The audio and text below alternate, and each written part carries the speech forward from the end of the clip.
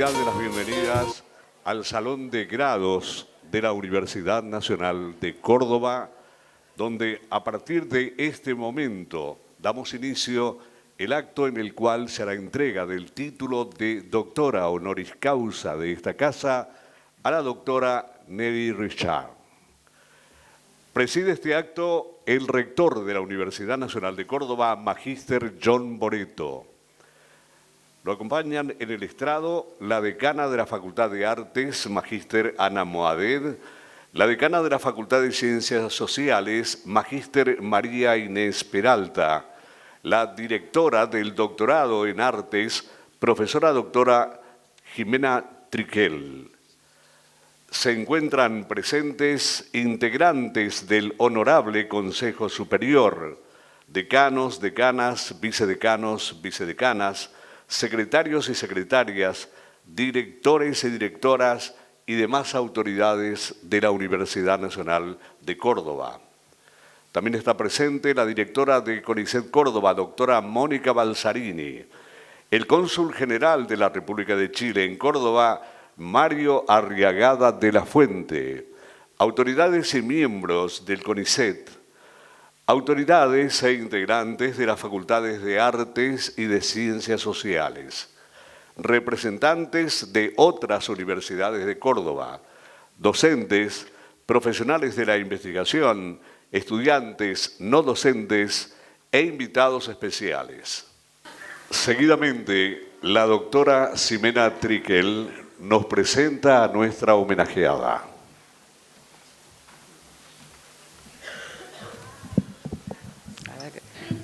¿Estamos? Bueno, buenos días a todos, buenos días a todas.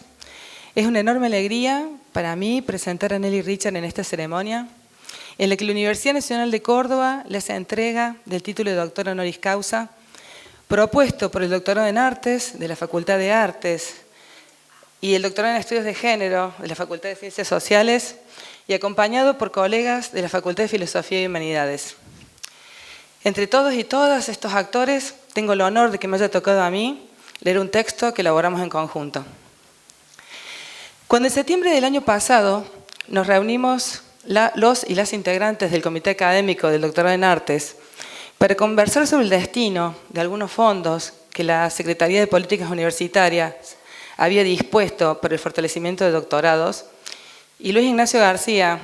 estoy buscando, integrante del comité de nuestro doctorado, propuso traer, entre comillas, a Nelly Richard, nadie dudó.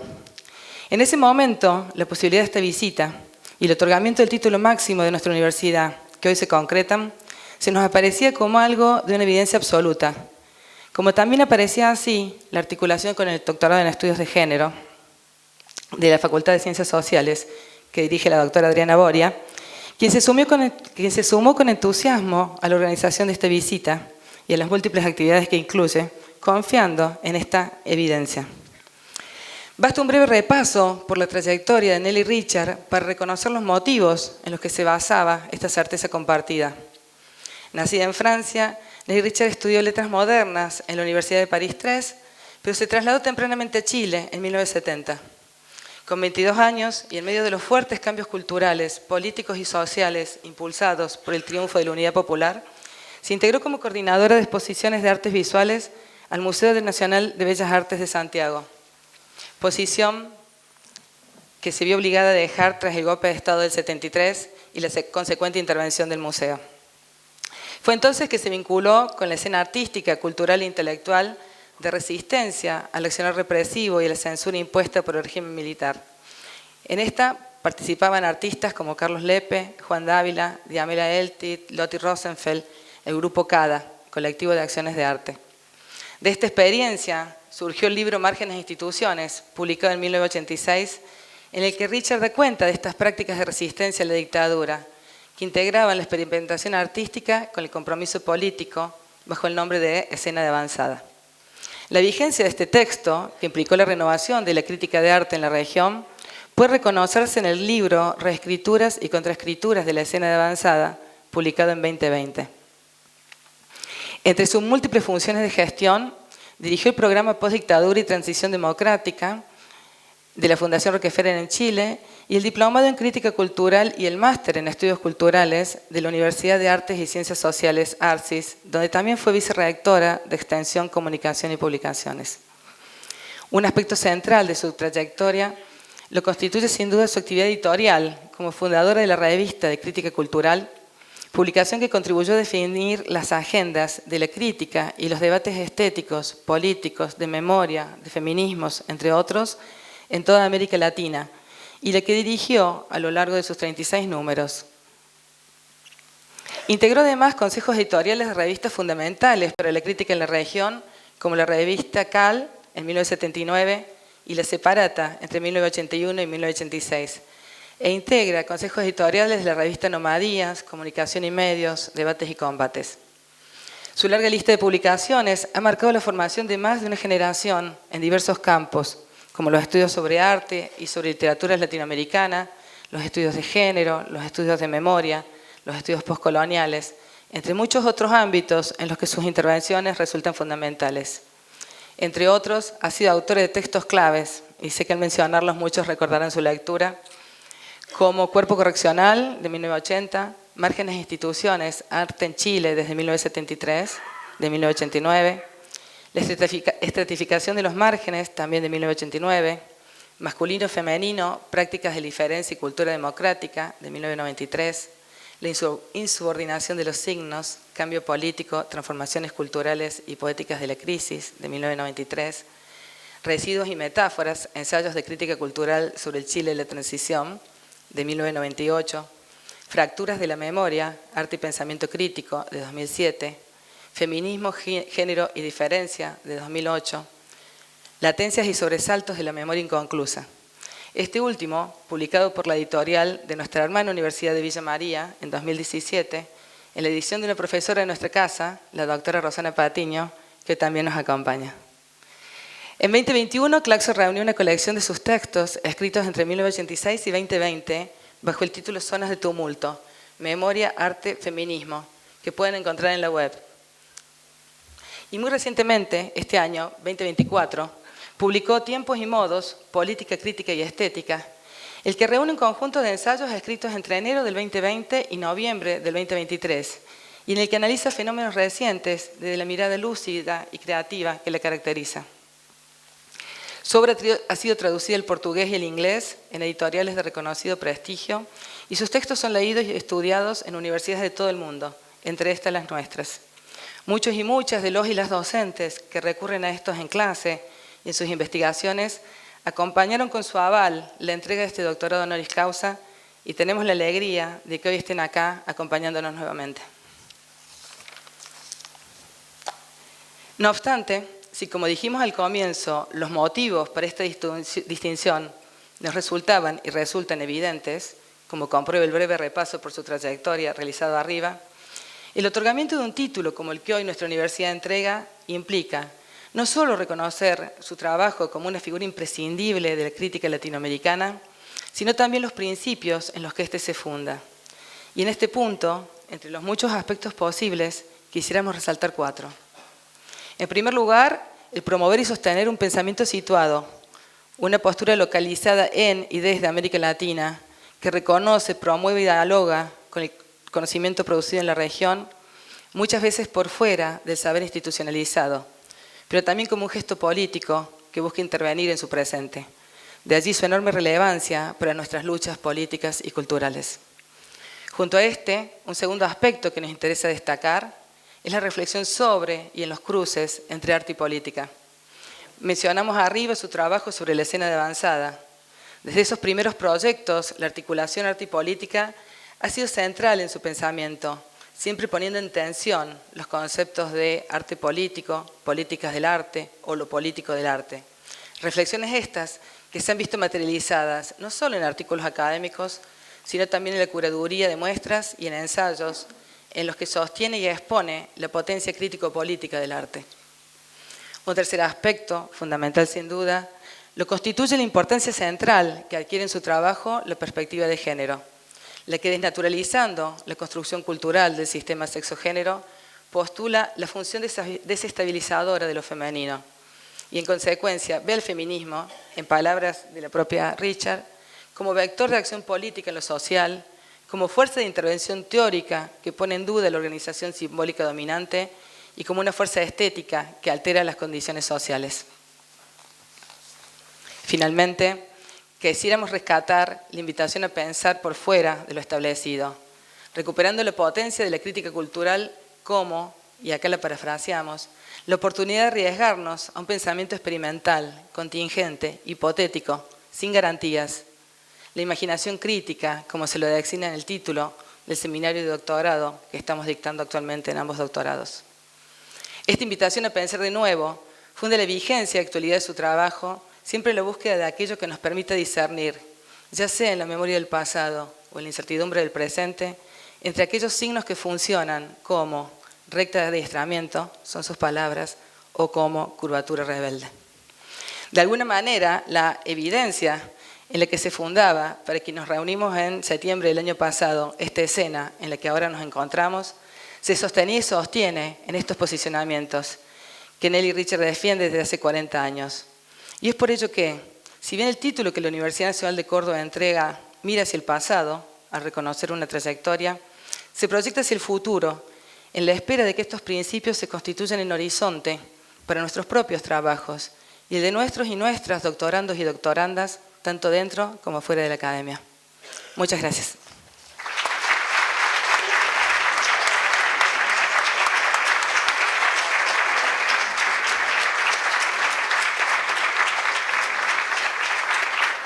Muchas gracias, doctora, por su presentación. Seguidamente, invitamos al rector de la Universidad Nacional de Córdoba, Magíster John Boretto, a realizar la entrega del diploma que acredita a Nelly Richard como doctora honoris causa de esta universidad.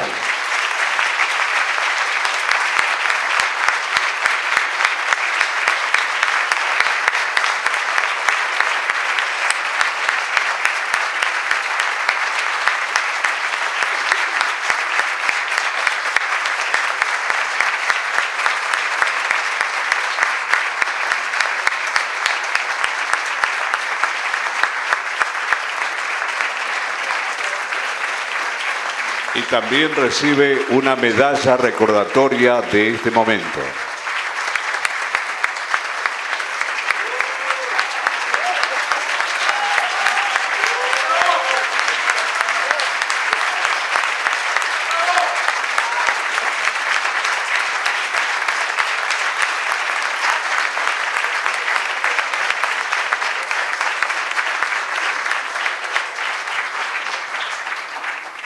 Seguidamente, solicitamos a las autoridades que desciendan del escenario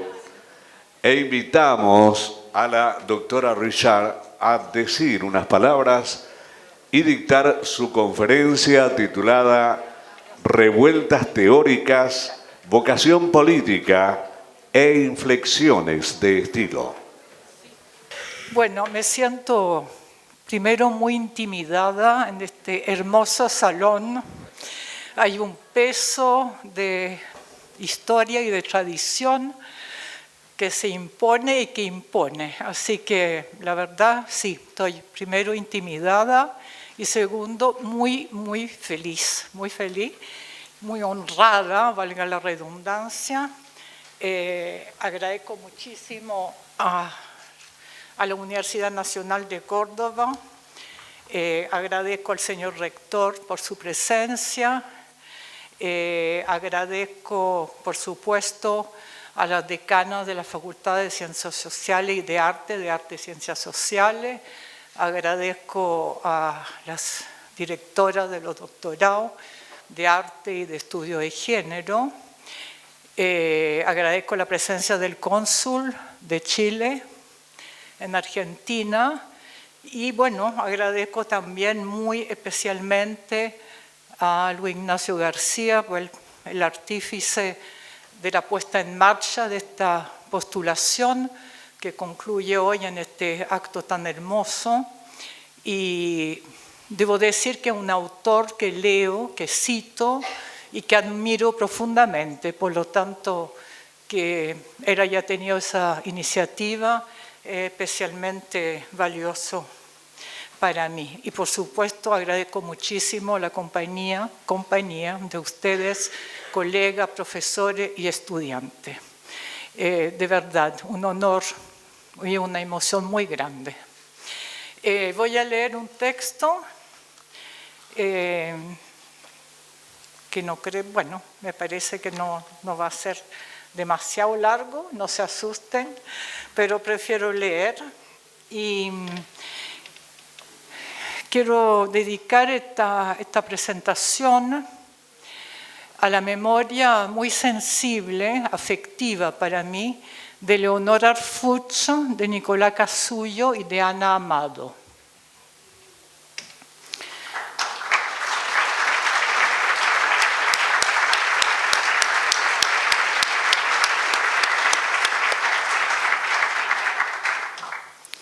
Bien sabemos que las definiciones no son fijas,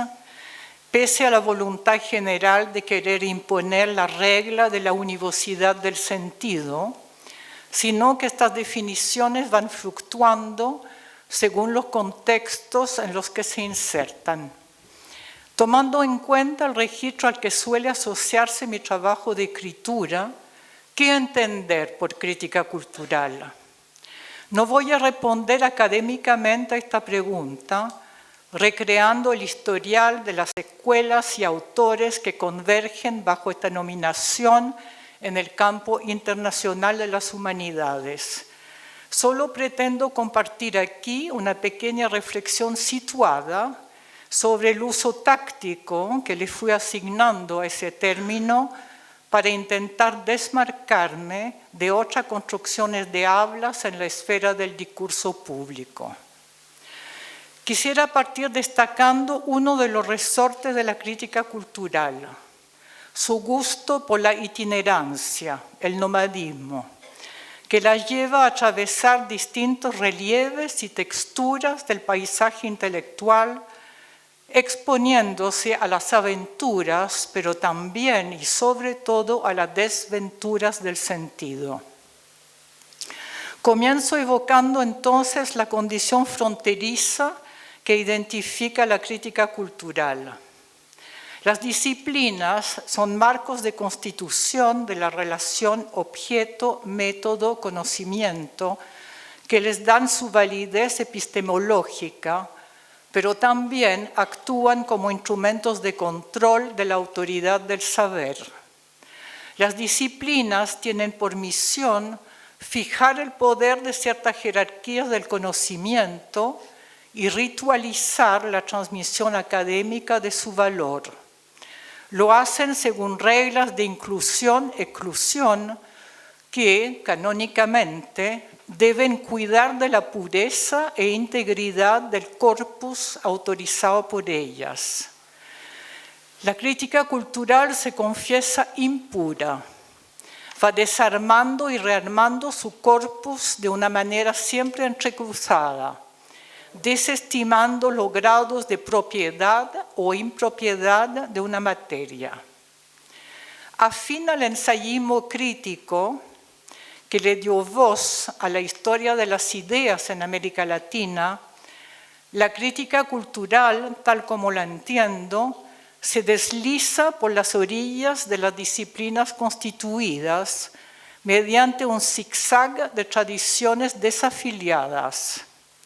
Mezcla saberes irregulares, incrustándose en las distintas superficies de emergencia de una reflexión sin domicilio estable.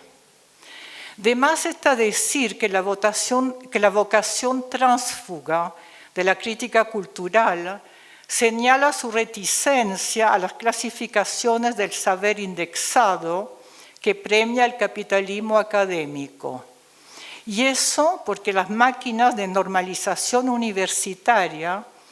del capitalismo académico fomentan el productivismo de un conocimiento objetivo, estrictamente verificable. Un conocimiento que, al negarse a la incerteza, suprime los recovecos de la duda que son inherentes a la condición interrogativa más que afirmativa del pensar. Me atrae el impulso revoltoso de la crítica cultural que salta del abigarramiento de las fronteras disciplinares a lo turbulento de los extramuros universitarios. Es una crítica cultural cuyas líneas discontinuas exploran escenas fragmentarias, sobre subrelatos discordantes, gestualidades en suspenso, narrativas inconexas o vagabundas, esbozos de políticas mutantes, lapsus y fallas de la racionalidad social y política. En los 90 en Chile, cuando el nombre crítica cultural comenzó a circular como título de una revista, la Revista de Crítica Cultural, o como subtítulo de algunos de mis libros, ese nombre designaba una práctica del ensayo que buscaba marcar distancia con la lengua oficial de los inicios de la transición chilena, una lengua que se aplicó en sellar el pacto ejecutivo entre redemocratización y neoliberalismo. Se trataba entonces de involucrarse en textos que estilizaran un cambio de postura frente al sociologismo, cuyo conocimiento experto reforzaba la tecnocracia de los datos, que, de consultorías en ministerios y organismos internacionales, fue la encargada de coordinar la alianza modernizadora entre consenso y mercado, según criterios operacionales de competencia, gestión y rendimiento. El registro de la crítica cultural nos sirvió para darle cabida a lo que este sociologismo funcional dejaba fuera de sus retículas de lo medible y lo planificable. La crítica cultural nos hizo sensible a las opacidades y los desgarros de una memoria convulsa de la dictadura que no era conciliable con la tecnificación de lo político administrada por la economía, la comunicación y el marketing. La crítica cultural nos permitió, además, revalorizar el legado crítico de las prácticas experimentales de los 80, que en pleno descampado sacaron fuerza de resistencia artística y literaria para oponerse al encuadre represivo del régimen totalitario, unas prácticas audaces y valientes que desafiaron la censura y la condena dictatorial al silencio cómplice en torno a la desaparición de los cuerpos y la supresión de sus huellas. Durante los largos años de la transición, seguí recurriendo a la crítica cultural para indagar en las zonas más oscurecidas de la memoria traumática de la dictadura y de la postdictadura, unas zonas a visitar mediante lenguajes figurativos, la alegoría, la metáfora, que entraran en complicidad de afectos con subjetividades a la deriva, cuyos residuos flotaban sin anclaje en un paisajismo transicional demasiado compuesto y regulado para admitir su condición errante de partículas semidesintegradas. El feminismo en Chile, desde los años de la dictadura hasta hoy, ha sido un vector decisivo para movilizar la desobediencia de género y cuestionar los mandatos políticos, sociales, económicos y simbólico-culturales de la ideología sexual dominante que regula de modo desigual la oposición binaria masculino-femenino. Junto con acompañar las luchas históricas del feminismo, participé de sucesivos debates sobre la tensión entre teoría y práctica, una tensión que preocupa a aquellas organizaciones de mujeres que desde la militancia suelen expresar su desconfianza hacia la tematización del lenguaje, por considerarla un asunto derivativo o superfluo frente a las prioridades concretas de la acción. interviene en aquellos debates desde la crítica cultural, insistiendo una y otra vez en que el feminismo es un movimiento social y es a la vez una teoría crítica, es decir, una poderosa herramienta conceptual que sirve para desmontar los artefactos de representación encargados de codificar la relación entre género, poder, autoridad cultural y dominación masculina. Al desnaturalizar los cuerpos, la teoría feminista convierte a las mujeres en una posición enunciativa que interviene provocativamente en las batallas ideológicas en torno al dominio de la significación y de la interpretación. La crítica cultural también sirve de puente de intercambio entre feminismo, psicoanálisis y deconstrucción. Un intercambio que refuta el esencialismo de un sujeto mujer cuya identidad predeterminada se postule homogénea, indivisible, y que revela, por el contrario, que todas las identidades son incompletas, al ser identidades descentradas por varios pliegues de contradicción interna que les impiden volverse sintetizable en la categorización plena de un yo o un nosotras enteramente unificado. Es cierto que el feminismo en tanto movimiento social requiere estratégicamente de un nosotras las mujeres que les sirva de vector de identificación colectiva. Pero la teoría y la crítica feminista gozan de una amplitud de recursos de actuación y discurso que le permite hablar distinto lenguaje según los escenarios a ocupar: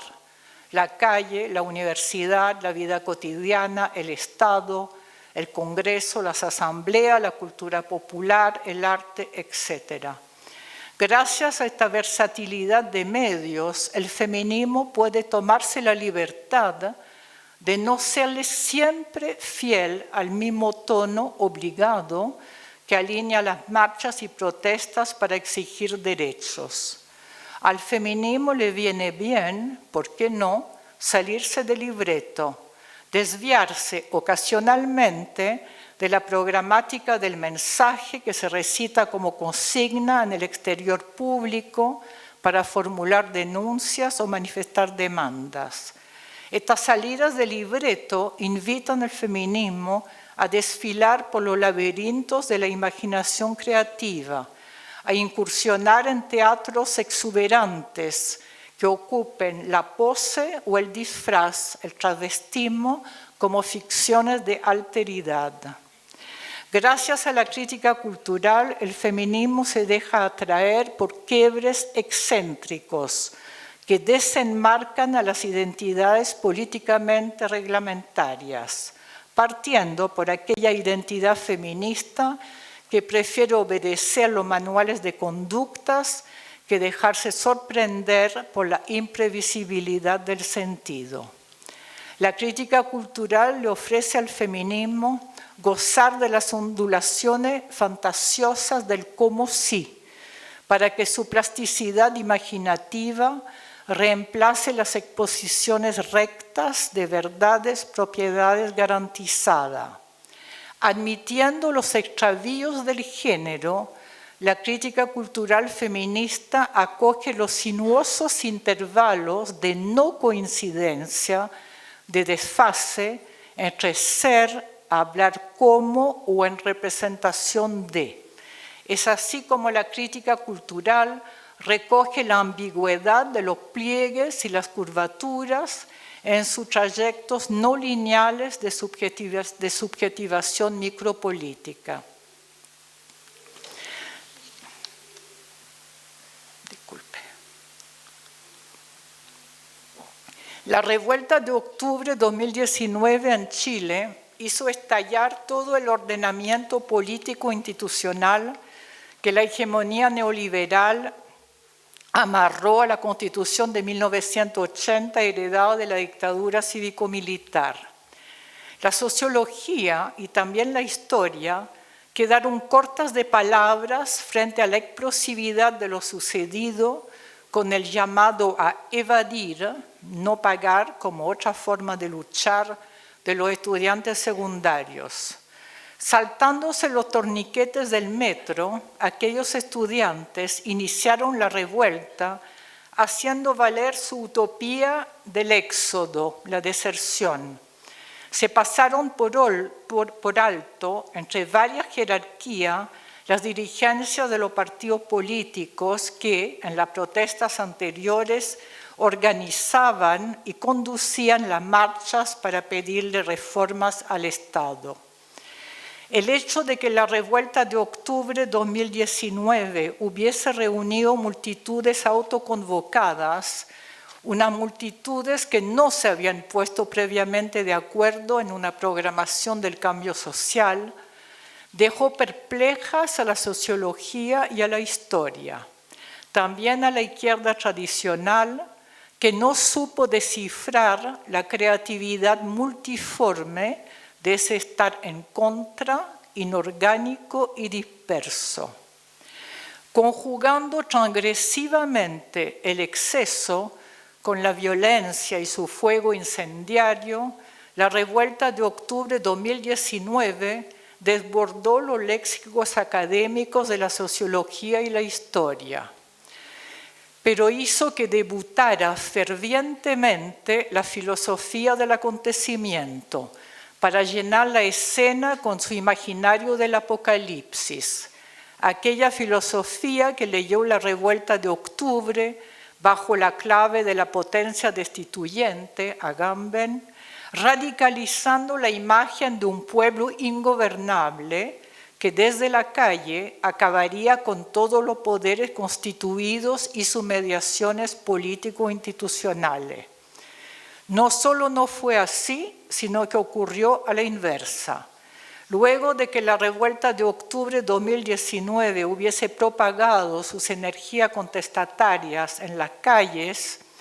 y habiéndose ya debilitadas esas energías, pandemia mediante,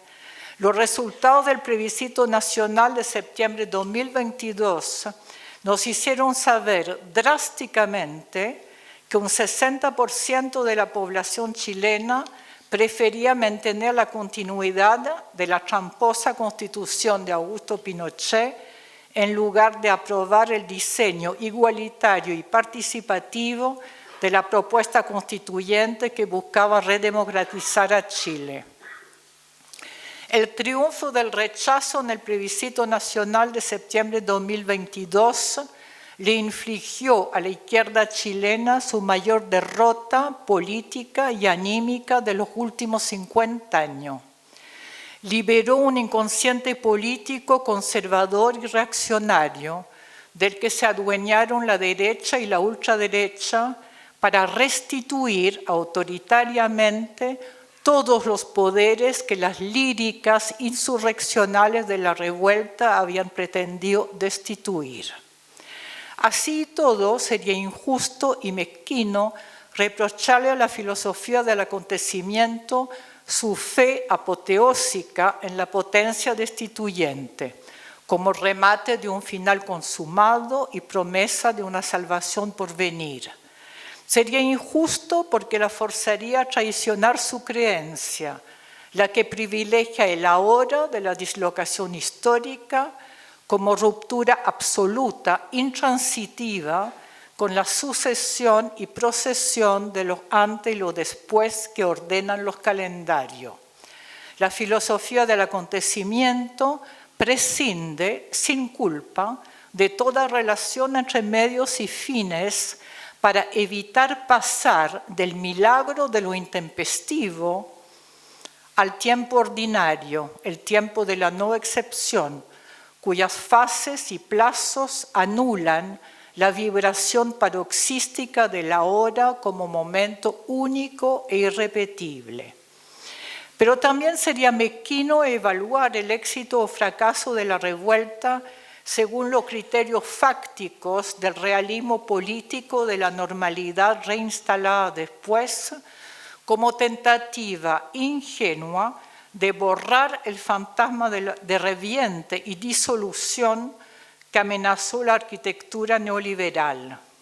Primero, porque el espectro de la violencia arrasadora de octubre de 2019 seguirá intimidando con su negatividad refractaria a toda empresa de representación política demasiado confiada en sí mismo. Y segundo, porque aunque su desenlace no haya sido feliz, la revuelta de octubre de 2019 seguirá siendo parte inolvidable de nuestros archivos vitales por haber graficado ciertas fisuras emancipatorias,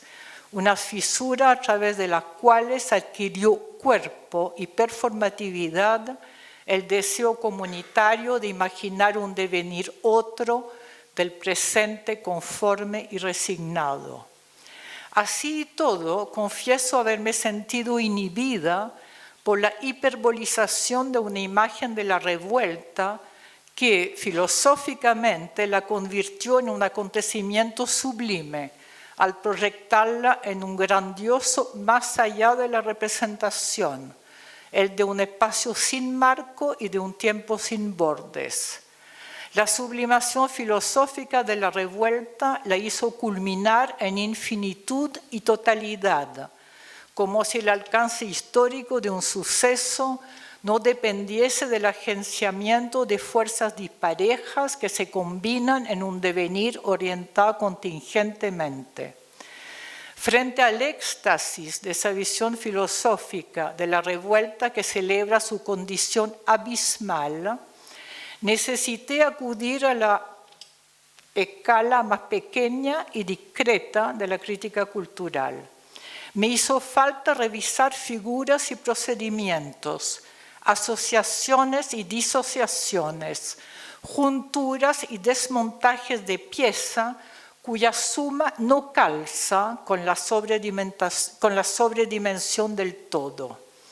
La crítica cultural, atenta a los descalces, me llevó a preguntarme qué falló tan gravemente para que el trayecto que nos llevó del movimiento estudiantil del 2011 al Mayo Feminista 2018 y a la revuelta de octubre de 2019 se hubiese obturado tan dramáticamente con el triunfo mayoritario del rechazo a una nueva constitución. El mes próximo se van a cumplir 5 años de la revuelta de octubre de 2019. Un cierto registro del estallido, fervor, fulgor, furor, sigue celebrando el descontrol de los flujos anarquizantes que pusieron en jaque a los poderes estructurados de la democracia neoliberal. Vivimos hoy en una actualidad política gobernada derechistamente por el estigma moralizante del antioctubrismo. En medio de esta criminalización de la revuelta de octubre de 2019, que busca restaurar los privilegios de los defensores del orden preexistente, entiendo la no renuncia al testimonialismo expresivo de quienes se sintieron parte por primera vez de una rebeldía social tan multitudinaria como aquella. Pero me sigo preguntando, desde una crítica de izquierda, qué enlaces, qué relevos fracasaron para que la esperanza popular de un nuevo Chile no haya podido ser traspasada a un armado compositivo que le diera alguna solidez a una nueva gramática de lo político. Más que dejarse subyugar filosóficamente por la figura de lo inabarcable, la crítica cultural elabora maniobras de desajuste que requieren siempre de una teoría del marco. Es gracias al giro deconstructivo de esa teoría del marco que la crítica cultural activa el disenso en los bordes y entremedios de mapas conceptuales que escapan a la rigidez de la dicotomía adentro-afuera y que también se oponen al esquematismo del todo o nada que restringe el campo de opciones al suprimir la hibridez del tercer espacio que se abre como intersticio. Luego de que triunfara el rechazo a la nueva Constitución, la última conmemoración de los 50 años del golpe de Estado en septiembre de 2023 se dio en un Chile re-pinochetizado. Y eso no solo por cómo el triunfo del rechazo terminó revalidando la constitución de la dictadura, una constitución cuya orgánica y dogmática habían sido concebidas para bloquear los cambios políticos y garantizar el monopolio del poder de la riqueza que beneficia a la libre empresa, la defensa de la propiedad privada y la ganancia capitalista. También repercutió el hecho de que en la conmemoración de los 50 años del golpe de Estado, la voz resentida y vengativa de la derecha y la ultraderecha, ampliada mediáticamente por la prensa hegemónica, relativizó la criminalidad de la dictadura cívico-militar, además de burlarse de sus víctimas, violentando como nunca la ética del recuerdo histórico y su duelo inconcluso. Para que la envergadura de la derrota política sufrida recientemente en Chile se vuelva derrotero, es decir, para que sirva de aprendizaje y ofrezca proyectivamente vías de salida, es necesario asumir que no hay pensamiento de la crisis, pensar desde la crisis más que sobre ella y no meramente como síntoma, que no involucre a la crítica. Por algo, ambas palabras comparten una misma etimología. Al decir crítica, me refiero a la operatoria que permite fraccionar un conjunto, abrir distancias en el interior de una figura, por ejemplo la de la revuelta, para alternar proximidad y separación en un juego de intercalaciones que rompan con la imagen idealizada de una totalidad fusional. Pasiones críticas, voluntad de forma, modulaciones de estilo, vocación política, intervenciones intelectuales. La crítica cultural fue la diagonal que me permitió entrelazar problemáticas sociales y configuraciones estéticas en un juego de atracciones y refracciones. La crítica cultural fue también el registro de habla que me ofreció cultivar ciertas variaciones intensivas para que no todo en el discurso resulte previsiblemente consonante en la uniformidad del saber o del decir. En resumen, la crítica cultural me sirvió para desmontar técnicas de sentido, prestarle atención al materialismo de los signos, evidenciar cómo las ideologías culturales se ocultan tras el mito de la transparencia de las formas, dar vueltas y rodeos en torno a las poéticas del nombrar, confiar en la experimentalidad de los montajes que desunen y reúnen los fragmentos sin nunca borrar las costuras que surcen aquellas imágenes que, desconfiadas de la plenitud de la verdad y de la representación, se exhiben a sí mismas interrumpidas. En todo caso, creo haber sido consciente de que la crítica cultural señala un ejercicio delimitado, circunscrito, por ser una ensayística de lo menor, es decir, de lo desjerarquizado, lo asimétrico, lo precario y trizado, lo clandestino, lo fugado. Sin embargo, nunca hay que descartar, nunca lo descarté, que las aventuras intelectuales pueden dar lugar y ocasión a ensamblajes inéditos entre singularidad y comunidad. Pero hoy nos toca vivir un mundo irreconocible. Ya casi no queda rincón hospitalario que nos proteja de los ataques bélicos, de las ofensivas digitales que insultan y maltratan, del funesto desate de las pulsiones de muerte, de la violencia del odio que multiplica sus frentes de exterminio.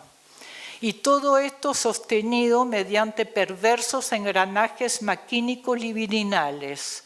unos engranajes que llevan las subjetividades perturbadas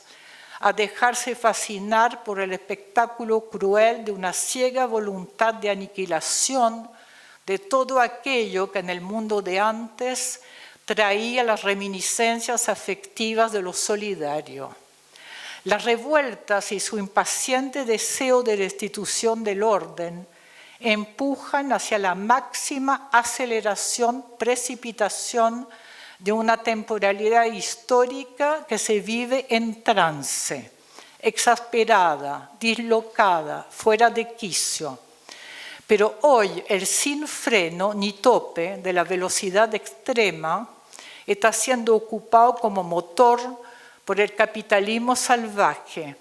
para que colapsen todos los vínculos colectivos a un ritmo inigualable. Una cierta izquierda radical continúa soñando con el sinfín de la revuelta para echar abajo la dominación,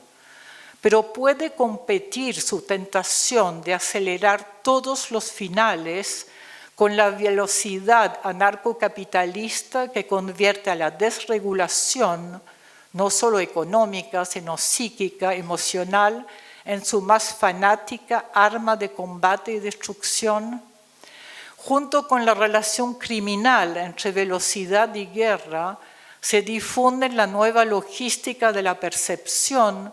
que apuestan a la extrema rapidez para que toda intersección de flujos se anule en el grado cero de la inmediatez, es decir, de aquello que no deja rastro de experiencia porque suprime toda duración.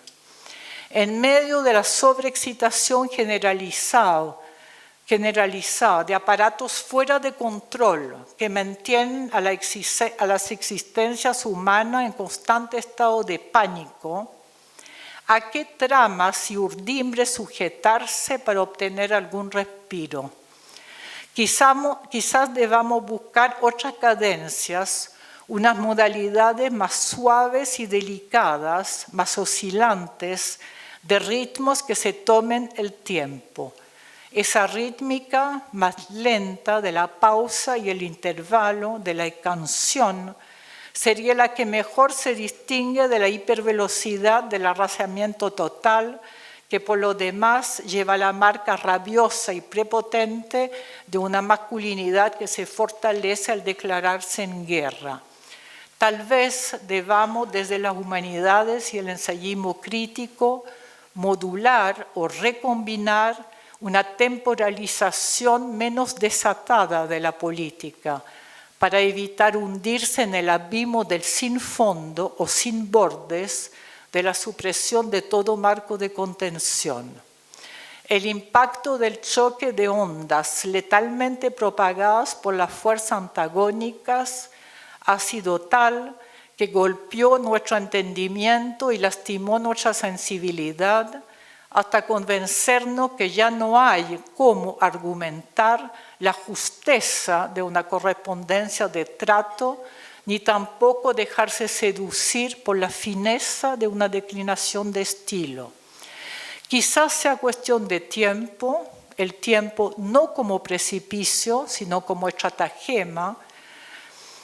recuperar una fuerza de trabajo de la crítica, la memoria, el pensamiento, la escritura, que vuelva a conjugar el arte de la justeza con el de la fineza. Quizás, tal vez, no lo sé. Muchas gracias.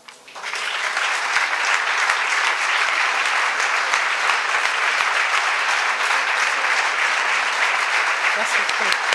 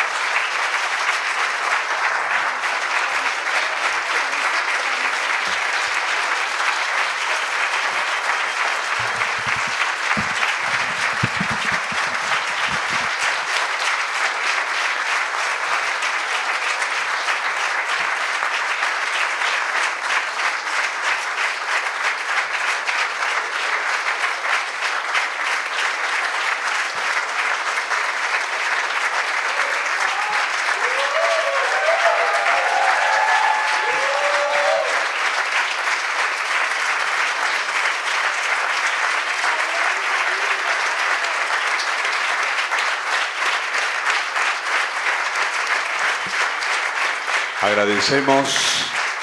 a la nueva doctora honoris causa de la Universidad Nacional de Córdoba, la doctora Nelly Richard, por su presencia en esta casa y por su discurso. A ustedes también les agradecemos su presencia. Y con los acordes del himno universitario Gaudeamus Igitur, damos por finalizada esta ceremonia. Muchas gracias.